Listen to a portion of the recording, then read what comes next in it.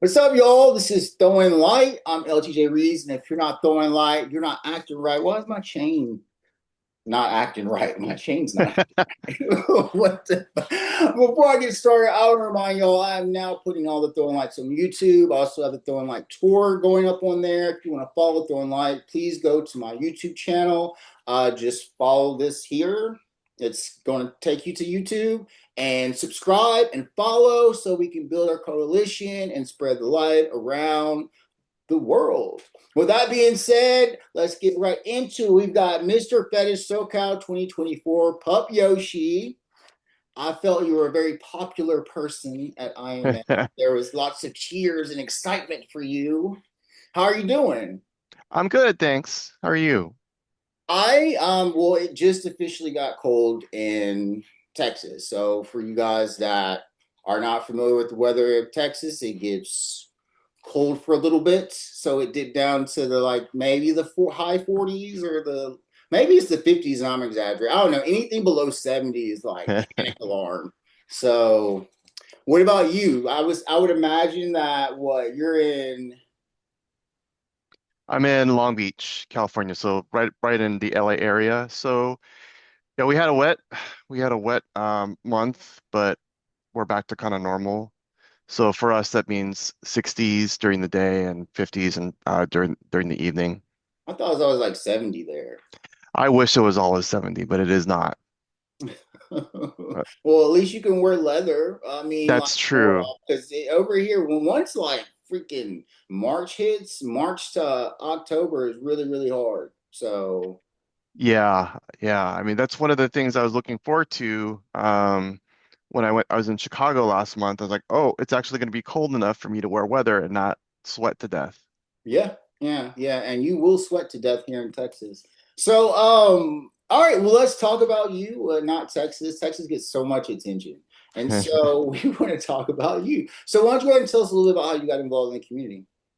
So I got involved in the community through my husband. When I met him, he was already kind of involved more in the bear community, and then also did a lot of leather stuff, but not necessarily on his with others, but just kind of on his own.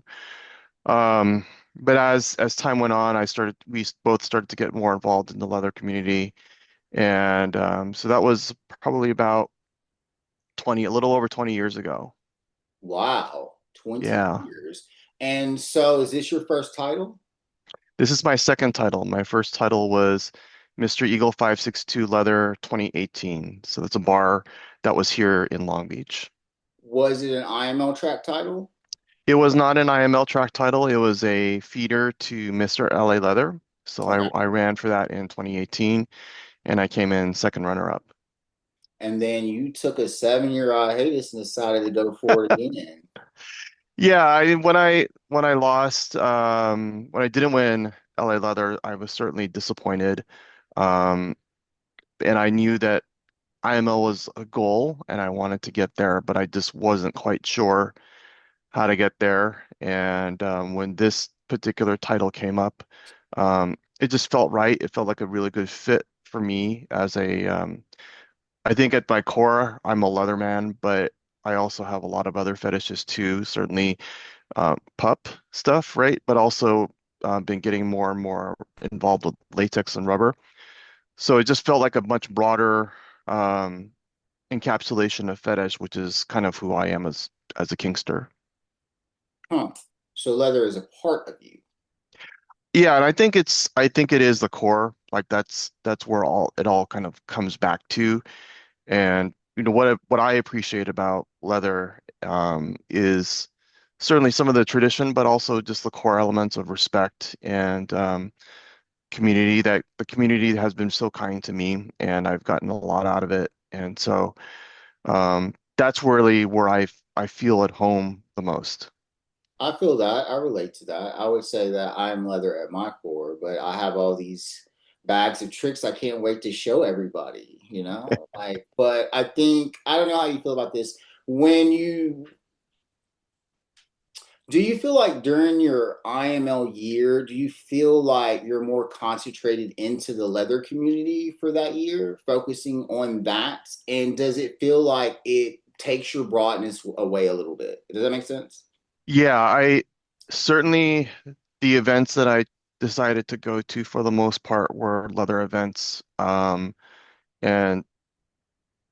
the folks that I interacted with were more leather folks and but I also did do other non-leather stuff. So one of the I did throw a rubber event because I wanted to have a latex focused event.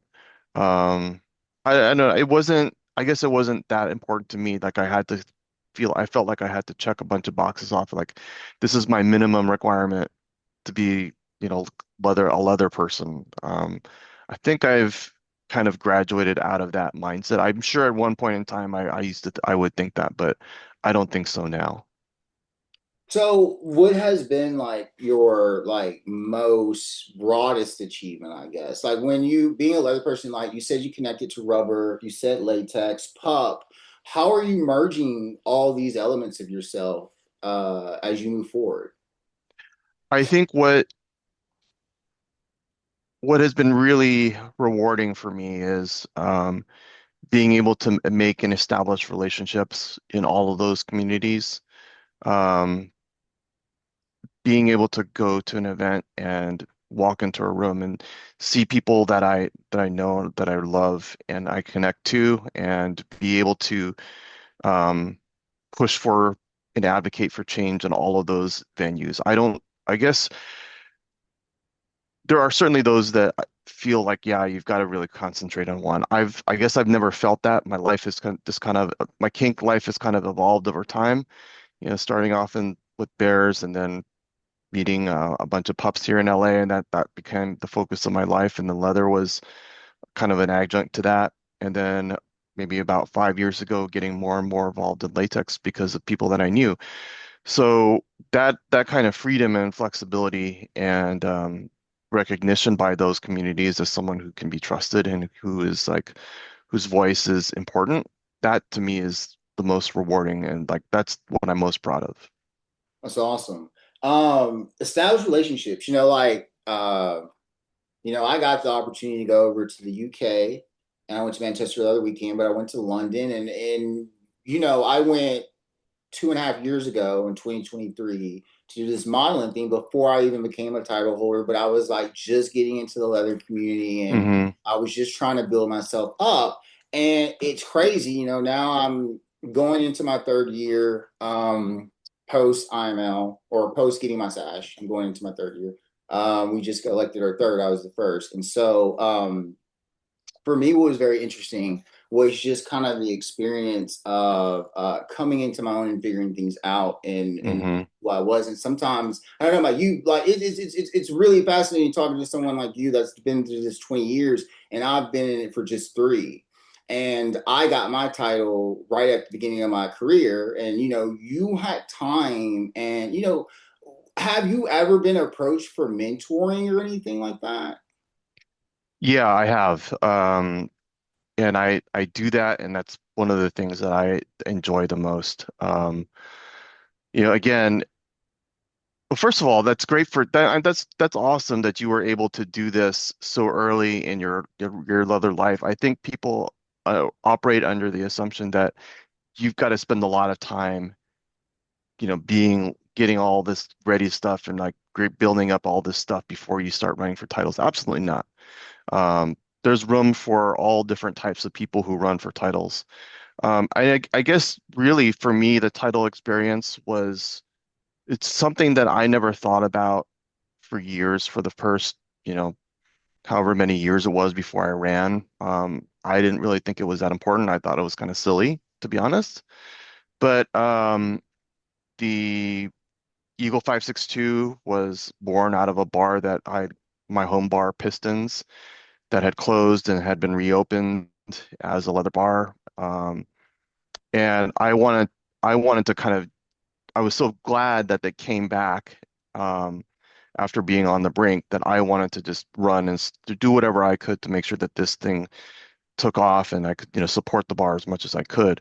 That experience really kind of changed my mind, and I got some great mentorship from some very important people for me that taught me a lot about running for titles and being a good they modeled what it is to be a good mentor to me, and I'm eternally grateful for that.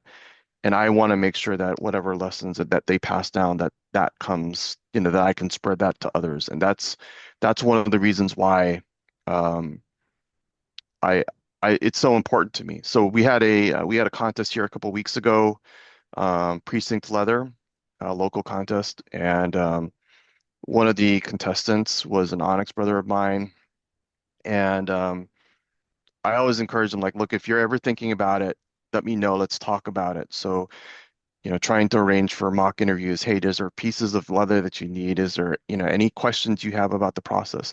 And then the weekend before that, I was den daddy for the Mr. Regiment contest here in LA.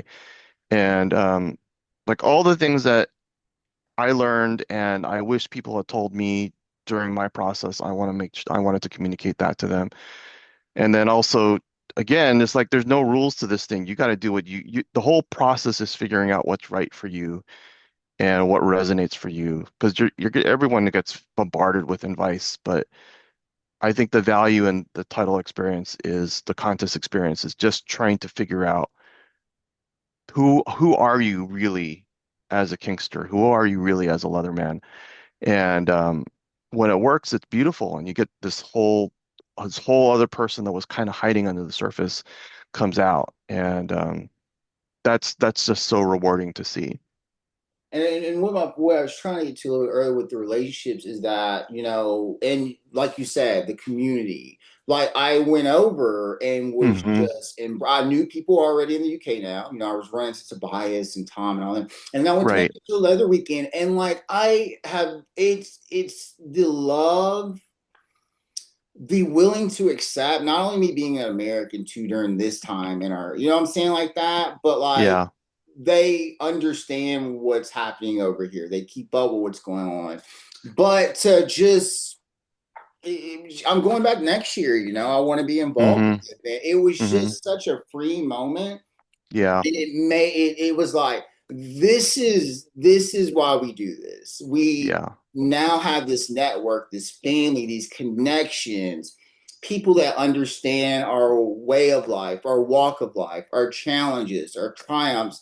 And you just can't, it's this, chosen family is a real thing. Absolutely. It's a real thing. And it's not that I don't love my family. I love my family, but I have chosen family. We go and do these events, and sometimes, the time we're spending with each other actually is not that much because we're always so busy at these events, right? But even when you get to spend 5 minutes with someone you're only going to see once a year or Yeah. something, like, what I'm saying, like that, you have that because especially when you go to IML, it's just like it's impossible Yeah. to be like, hey, we're gonna do this. And you just kind of, you really have to go with it, and you hope that it goes the way you want to. But Yeah. Yeah. it's just a constant moving network of people that understand what we're going through. Yeah. I was really fortunate through much of my career that I traveled a lot. So I went on trips all across the US. So I spent a fair amount of time in New York, Atlanta.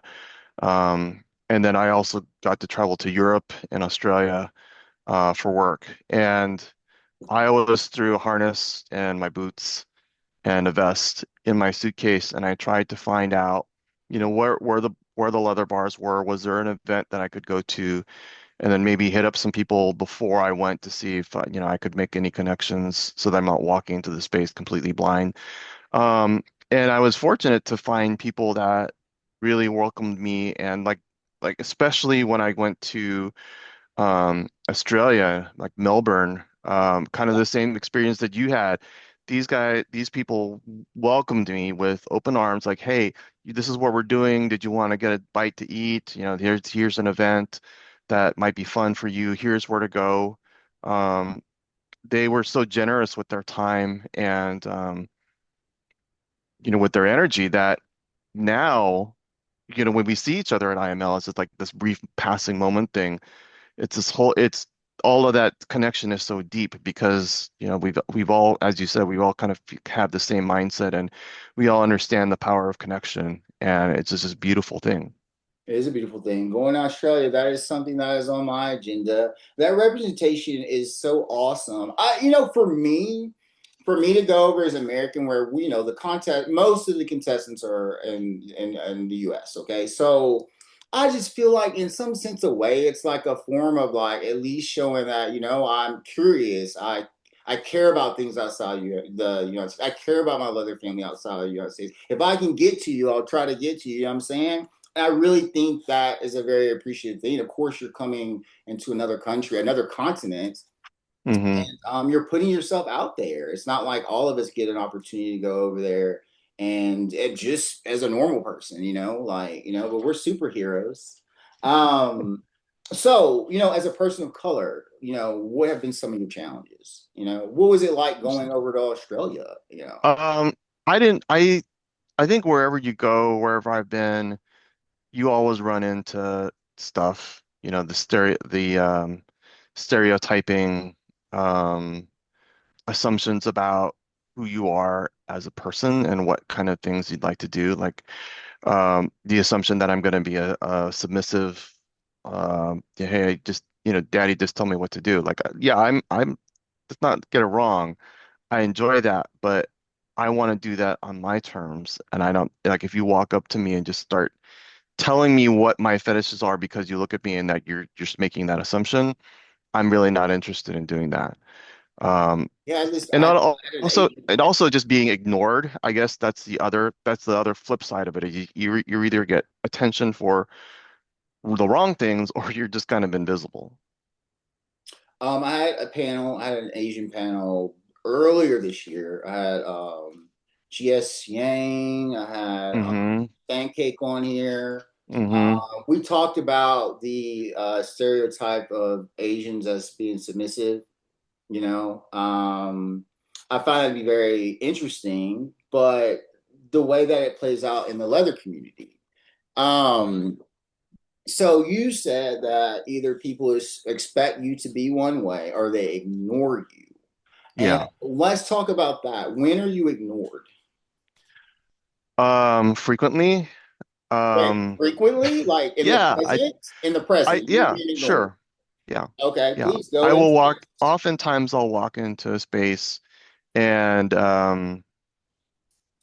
it's interesting. I was on a panel that was done by Ray, who's out of New York. It was with me and Ken, your Sash kid, and That's my session. That's who I love dearly, and David, Mr. Bear Philippines, who were all on the three of us were in the IML class together.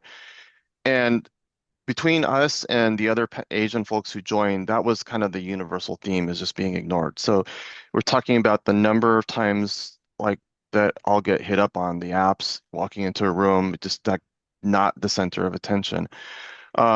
Things have certainly changed over time, but and there's less of the like no Asians on people's profiles. I don't see that quite as often, but you always I think in the back of my head, I always know that I'm taking a little bit of a risk when I go up to meet somebody in a play space. It's like, yeah, there is a less than zero chance that you are just going to reject me because of my racial look. It has nothing to do with anything else. That's just it. And that I think if you talk to Asian folks, that's kind of a universal experience that all of us have here in the West.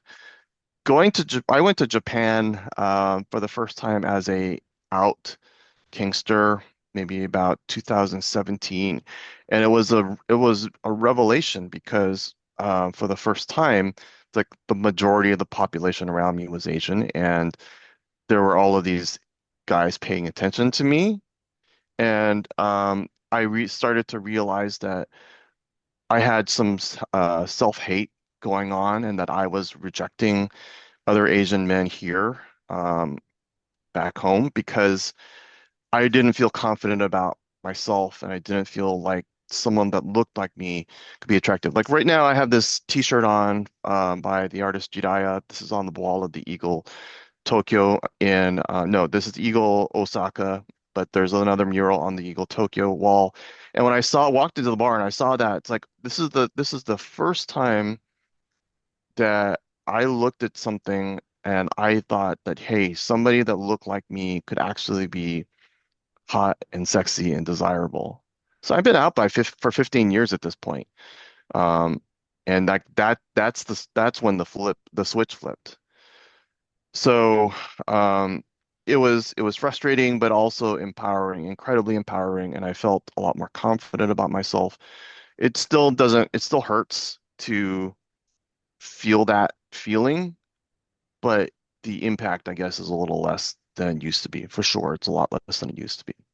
Well, this I'll tell you this, and it's crazy. I am black, but I constantly have black men asking me if I'm into black men Hmm. because they don't see me as black, or they think, and Yeah. it's an eye roll now at this point where I'm just like, why is the assumption that I have a problem with black men? You get what I'm saying? And then I am a black man, and like race is not an issue to me of any sort of getting to know anybody. Yeah, But I mean, it's kind of a defense mechanism though, right? I mean, I think when you've been othered, when you've been rejected by that for so long, it's like true. before we even get started, let's just get this out of the way. That's true. No, and especially coming from a super racist place like Louisiana, where black men are fetishized. I mean, obviously Asians are fetishized too, when in these rural, ignorant places and things like Hmm. that. You know what I'm saying? It was in Hawaii. I in college I went to Hawaii for a semester, and that's where I had my like racial awakening Yeah. because I went to the Hawaiians just treated me so differently. They just thought I was just so fascinating to look at. They all thought I was Egyptian, and it was the first time because I used to pass as a white person. I was hiding my race just because I didn't want to be like targeted or whatever like that. But they were telling me to embrace it. And I Hmm. tell you, it was a shift. When I got back to Louisiana, back to school, I changed all of my friends. I Yeah. started over. I said, I don't want to be around anybody that's going to make me think I feel less for them because of my race. And I was hanging around people like that. Yeah. Yeah. Yeah, I grew up in Hawaii and it's a very special place, right? Because it's a majority minority state where you've got all of these different ethnic groups and there's not one that's the clear majority. Now, I mean, there's still race issues there, and Native Hawaiians get the short end of the stick by the government policy and just over time. But yeah, I really didn't understand what race was, like the concept of it, probably until I was probably what, like sixth grade or so. That's when Yeah, it kind of, it's like, yeah, no, he's just Chinese. Oh, he's black. He's Jewish. It just kind of is like all of the overhead that came along with that. That was a learned behavior. yeah. I guess I was fortunate. I went to school in the Big Island, so Hmm. I was very fortunate in that because I had no interest of going to Honolulu. So I went to Maui. I volunteered in conservation work on Molokai. So Hmm. I was around Hawaiians, like I was around Hawaiians, so I think it made me realize, man, it was the one person point in my life I said, fuck, sometimes you just gotta leave. You gotta go out Yeah. Hmm. where you're from and just find out that the world's not a scary place. I mean, Yeah. look, shit happens in your own town, in your backyard. Anything can happen. I've watched so many episodes of Forensic Files that I but I mean, it doesn't matter. But like, we're so afraid of the rejection that we go Hmm. through in our microcosms growing up, and the macrocosm is so vast of so many different things. And yeah, those ideas might fester out, but you have an opportunity to connect with other people that are going and feeling the same way you are. And Yeah. that brings us back to why we're so grateful to be in the leather kink community because again, going back to the community and um It's why I'm sober. I just made 3 years sober, crystal, Oh, not, congratulations. and it correlates with my involvement with this community. Hmm. So, I mean, it's healing. It really is healing. I've done a lot of healing in this community, a lot of healing. That's great. That's so great to hear. Yeah.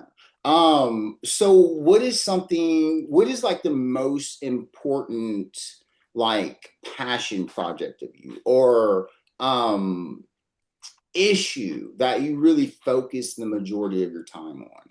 Yeah, I think for me, it's definitely Asian representation. Um, the the fact that there were three of us in the IML class this year, that's awesome. But going through so many years where maybe there's one Asian person, maybe there isn't any, or it's notable. Like I would really love to live in a world where it's so common and commonplace that we're not counting, like the keeping track of how many Asian contestants there were at IML is kind of an afterthought. It becomes commonplace.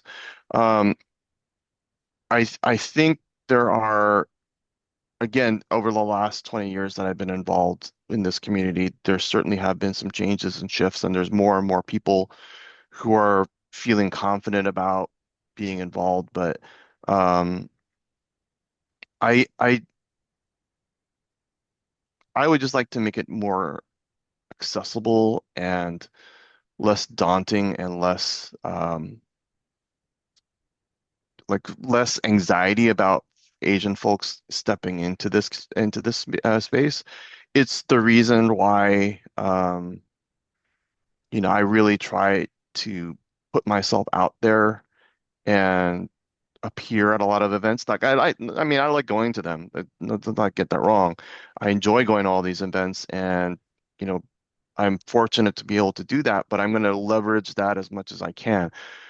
Um, and I think that's one of the reasons why, when I stepped on stage, you mentioned earlier, like the reaction I got from the crowd. I was really, I was really stunned. There's a Big picture of me reaction. on the stage that like, I'm like, wow. I think you even did this when they were It's like, what? live.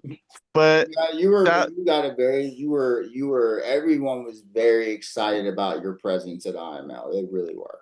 yeah, and I really appreciate that, and I don't take that for granted. But I think it's because of the intentionality of going to places and putting my face out there and investing time into this.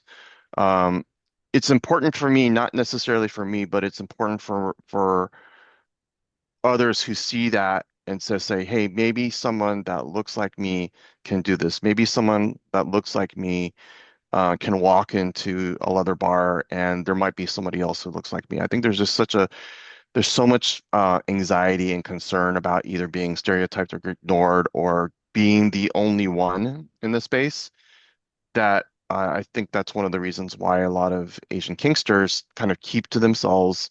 They don't necessarily go to the events. They'll go do stuff on their own, but they'll just kind of stay clustered either amongst themselves and not go to these events, or when they go to these events, they're like huddled together. And there's just so much. I want these folks to feel like um, that this is something that they deserve, that they have just as much of a right to be in this space and to experience um, all the joy and pleasure of being a Kingster that everybody else does. You're absolutely right. All right, Pup Yoshi, we're towards the end. I've got the one final question I ask everybody. What is one aspect of our community that you feel we're not shedding enough light on? Um, I don't think we're shedding enough light on.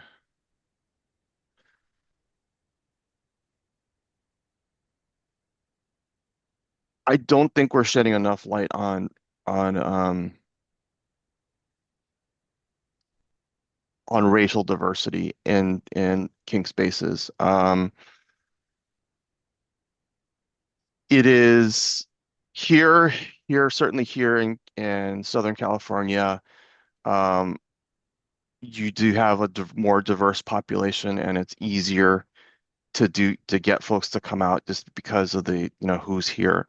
But in other areas where you don't necessarily have that, but the minority populations may be smaller, um, a lot of folks can feel lost, or they like this is just like no way that this is going to be available to them, or maybe it's not that important because I don't see them. I For folks who are not people of color, or who may be even people of color who are of populations that have a greater majority in their communities, you're not, it's folks need to be intentional about, let me step back. So the people talk about diversity being important. People talk about inclusion being important. Like, the number of speeches, the number of platforms people have about diversity and inclusion, you know, it's people say that, but diversity is intentional. It's a verb, it's an action. You have to really take a look at your community and who's around you and who's coming to your events, who's at your play parties, who is in your circle, and wonder like who is not here and what actions do I take to bring them into the fold? If you're somewhere where there's not a whole lot of Asian folks, yeah, the easy answer is like, well, there's not that many of us, not that many Asian people, and they just don't come, you know. But what are you doing to make outreach to them? What are you doing it to lower the barrier for them to be there? What are you doing to make them feel welcome? That is where diversity and inclusion really hits the road. Like that's when it becomes real. Um, Everyone can talk all day about how welcoming and like, oh, we want these people, we want diversity, but you can't just say you want it. You've actually got to do something about it. You're right. And that second part is like where I think we're not enough light is being shed. I think that is the biggest drama starter of our community is the mismatching of the talk and the walk. I think that's the thing that people most call out the most. It gets a little aggravating. Yeah. But, we have a problem with that. All right, Pup Yoshi. Well, that has been the episode. This is really great. You helped me understand a little bit more about my Sash sons. I knew he was on his own journey with his identity. So it's really cool. I mean, three Asians, I mean, that's under 2% of the class, but still, that's something. Yeah, exactly. So there's one thing left for you to do. Are you ready? I am ready. Go. If you're not throwing light, you're not acting right. There you go, publish. Thank you so much for being on the show. I was so excited to have you. I've been looking forward to this. I'm glad we were able to get this worked out for you. I know a lot of people are looking forward to this episode. With that being said, thank you for being on Throwing Light. To the rest of you all, this has been another episode. I'm LTJ Reeves, and we're out. All right. Thanks. Bye. Bye bye.